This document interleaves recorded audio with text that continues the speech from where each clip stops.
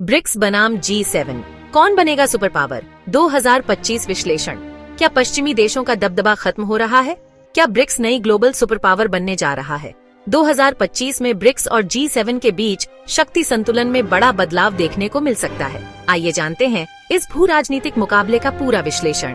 BRICS और G7 कौन कौन से देश शामिल हैं? ब्रिक्स उभरती अर्थव्यवस्थाएं, ब्राजील, रूस, भारत, चीन, दक्षिण अफ्रीका, नए सदस्य मिस्र, ईरान, यूएई, सऊदी अरब, इथियोपिया, अर्जेंटीना। G7 पश्चिमी super power, America, Britain, France, Germany, Italy, Japan, Canada, EU प्रतिनिधित्व। G7 की ताकत ऐतिहासिक रूप से विकसित और प्रभावशाली अर्थव्यवस्थाएं।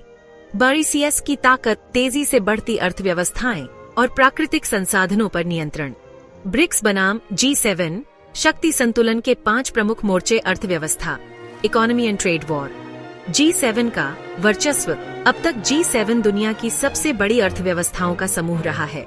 ब्रिक्स का उत्थान।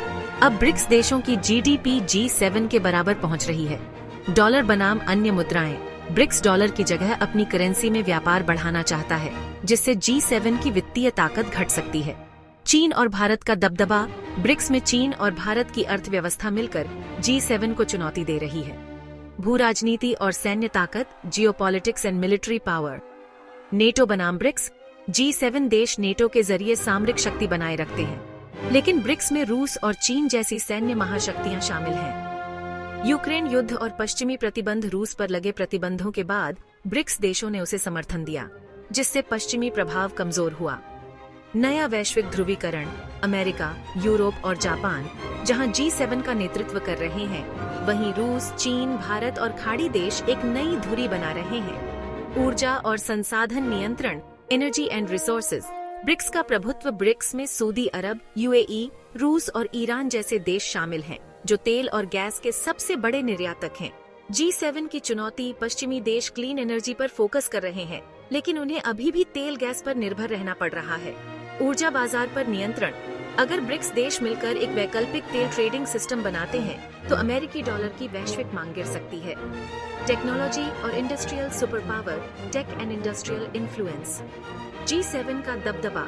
अमेरिका, जापान और जर्मनी अभी भी AI, चिप मैन्युफैक्चरिंग और हाईटेक इंडस्ट्री में आगे हैं। चीन की टेक्नोलॉजी रेस। ब्रिक्स में चीन AI, 5G और स्पेस टेक्नोलॉजी में तेजी से उभर रहा है। भारत का योगदान। भारत IT और डिजिटल इकोनॉमी में तेजी से आगे बढ़ रहा है, जिससे ब्रिक्स को नई मजबूती मिल रही है। डॉलर बनाम BRICS currency. Financial dominance and global currency war.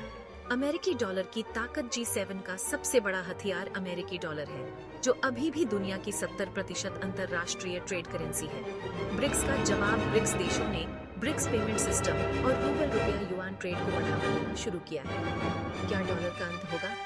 अगर ब्रिक्स देश तेल और अन्य व्यापार डॉलर की बजाय अपनी करेंसी में करने लगे, तो G7 की आर्थिक शक्ति को झटका लग सकता है।